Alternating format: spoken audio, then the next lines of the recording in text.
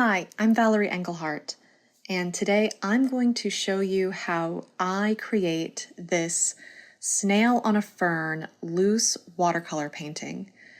So my favorite way to start is by getting rid of the white paper, and I'm going to do that by doing a colorful wash, just picking up the colors that I want being the base layer, in this case my lightest layer, and it's a fern, so I'm going to stick with earthy colors.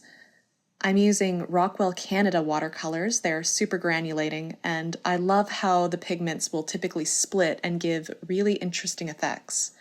And I'm primarily using, it's called Limugreen Brown, and that's kind of a darker green, and Deep Soul, which is kind of a cool bluish periwinkle, and when it separates, there are these like warm brown flecks in it. And now I'm pulling out one of my favorite colors, Magic Wizard, which is a golden yellow, which when it separates, there's a little bit of pink in it. I love the way all these colors separate, so I love using these kinds of paints. Just to give a roadmap, an idea of where I want things to go later. So obviously I've placed my snail, I'm placing the stem, and all of those brush strokes are going to become fern leaves later. And I'm putting a hint of where I want that snail's body to be, and to make lovely texture effects for the leaves, I'm using my cling film. And I reuse cling film. It's dirty, it has other paints on it, and sometimes that can give an interesting effect that I could never replicate. And I'm trying to avoid actually putting it on the snail itself, but crimping the cling film to create all of those nice little leaf textures. After it's removed, you can see some lovely texture marks. Now I'm going to go in and paint around the snail's shell to create some shadows. And so this is negative painting, where I'm not painting the shell itself, I'm painting around it to create the shape of the shell. And for this particular painting, I'm going to be doing a lot of the negative painting techniques. Eventually, I will paint the shell to add some shine and depth and texture, but to create the actual form, I'm mostly going to be painting around the shell, around the leaves. And that's what I'm starting to do here, is painting the dark shadow that you will see in between these. I guess they're fronds? It's a fern. I live in the Pacific Northwest and we have ferns everywhere. And this particular snail, I pictured when I was coming home one day through the front door, and I just looked to my side into the garden, and there was a very large snail on this fern plant by my doorstep, and I was like, oh, that's so cool, let's get a picture. And then it and I went about our days. And yeah, I'm just going to keep almost rhythmically adding shadows where I think the leaves separate. So I'm not painting the leaves. I'm painting really just little squiggle lines around the leaves to simulate and tell the viewer that this isn't a smooth leaf. There's texture to it, like a fern leaf has. And I'm mostly using that deep soul color right now. Out here in the Pacific Northwest, our greens are very cool in tone typically, so I'm going to be using cooler colors for my leaves. I do add that warm Magic Wizard, as you see, that lovely warm golden glow. Just, it gives visual interest and suggests that there is some warm light. And now I'm trying to actually paint in the snail's body. And that's one of the few things that I actually paint regularly. I'm painting the snail's body itself, not painting around it. And I do add a little bit of salt to create some extra texture, which is kind of funny because that's not what you're supposed to do to snails. And now I'm adding in the swirl of the shell. And I'm kind of doing it really lightly, just hinting at it, because I'm not exactly sure how I want to have it angled.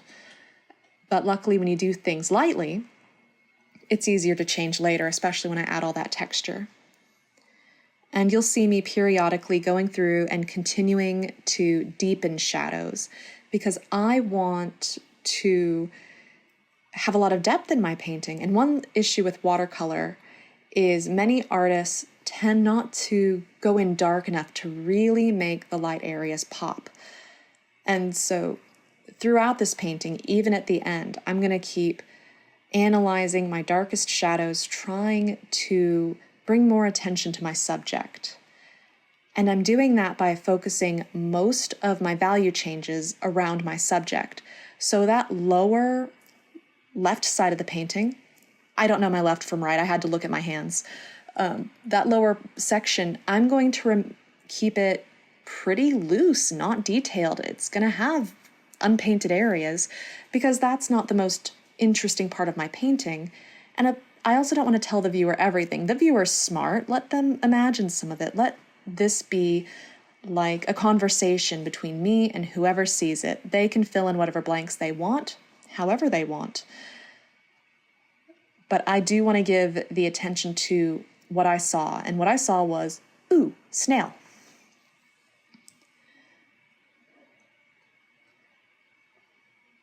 And really, it's just me creating these leaves by painting around.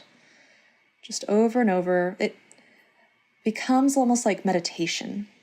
So I highly recommend doing this. It's great because at this point, with the way that I painted with the first wash, most of this painting was painted. All I had to do was go and add in my darks to make everything sort of come to light. And this negative painting effect, I really love how it gives it a glow, almost like a moonlit glow.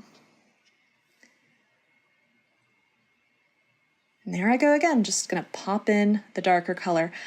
And with certain paints, you can really only get it so dark. So eventually I will move into a much darker paint, almost like an indigo. It's called Cosmic Sound. I haven't done it yet. It's gonna come. Because as much as I love working in a very limited palette with more of a focus on value versus color, it just doesn't get dark enough for my liking. So I do eventually bring in another color to really deepen those shadows. But for now, I'm just going to keep working with that deep soul.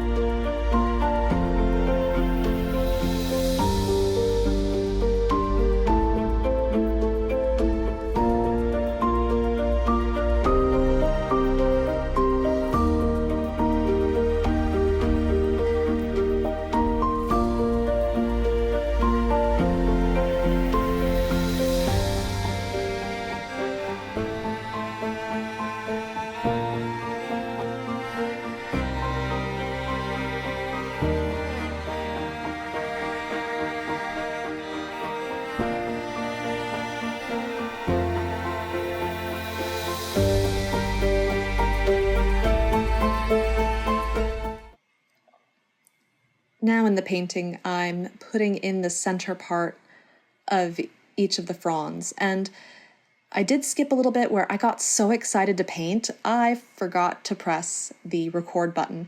And all I did, and you'll see me do it again, is just picking up that Limugreen Brown and I'll just start dabbing on the page to create those little, I guess like the individual leaves themselves. But for now, just going in and putting in like little stems whatever those little centers are. But there, just dabbing and quickly lifting to create some of the dimension and texture to the little individual leaves.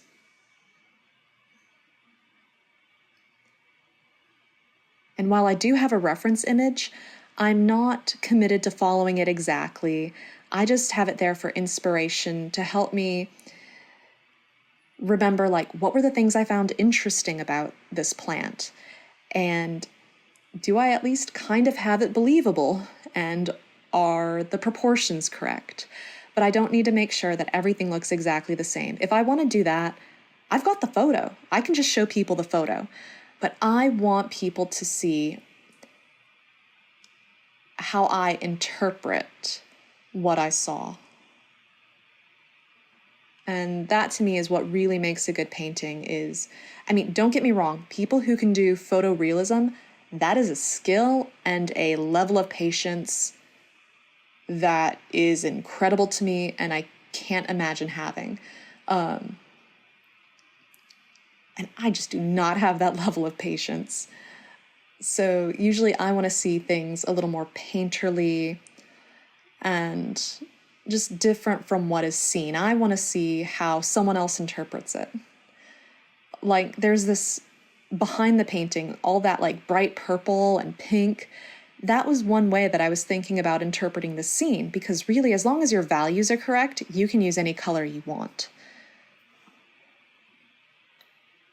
Oh, and here we go. I finally have put my brush into that cosmic sound color, that deep, almost indigo, because I finally realized that when the deep soul blue dries, it just doesn't get as deep and dark as I needed it to be.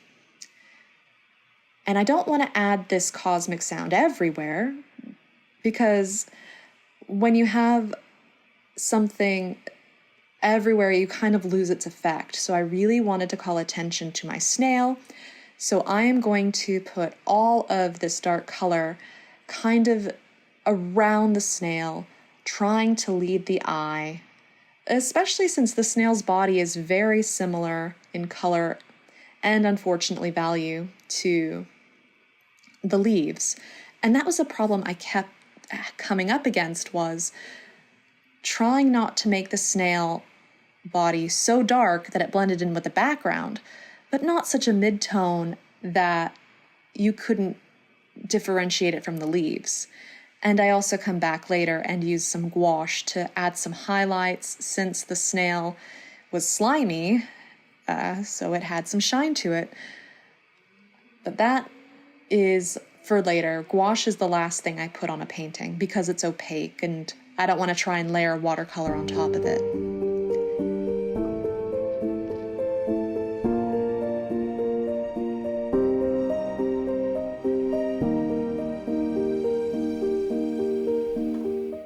All right, time to finish up this snail shell. So I start with a rigger brush and I'm painting in some of those little marks, but I quickly realize that I get bored really quickly and tired of doing things. And so I start realizing, oh, I should just put the brush on its side and start dry brushing these marks in using the dark color, since in my reference photo that shell is both light and dark. I wanted to create, if I tried to do all of those with the little lines, I was going to be there all day. And I am a very impatient painter. So I just start dragging my brush with a lot of the pigment, but not a lot of water, so that I do get those dry brush effects. And I'm using rough paper, so getting that dry brush look is a lot easier with such a textured paper. And I didn't mention it earlier, I'm working on Arches Rough 12 by 16 inches, 140 pound. 300 GSM, 340 GSM. Oh, I don't really pay attention to that number. I just know it's 140 pounds. And it's on a block because I don't like to stretch my paper. If you haven't figured it out at this point, I'm really lazy.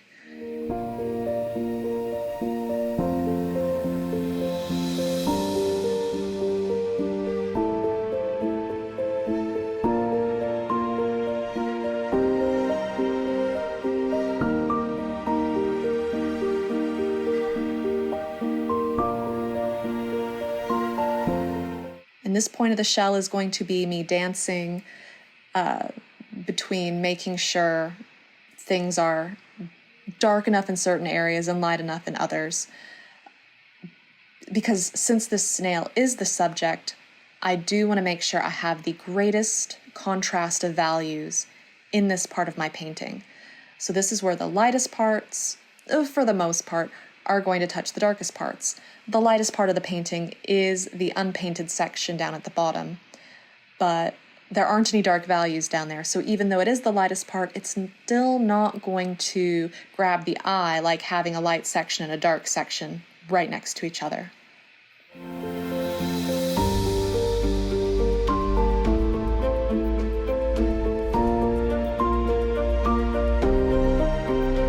Right, adding a little more shadow to the bottom of the shell.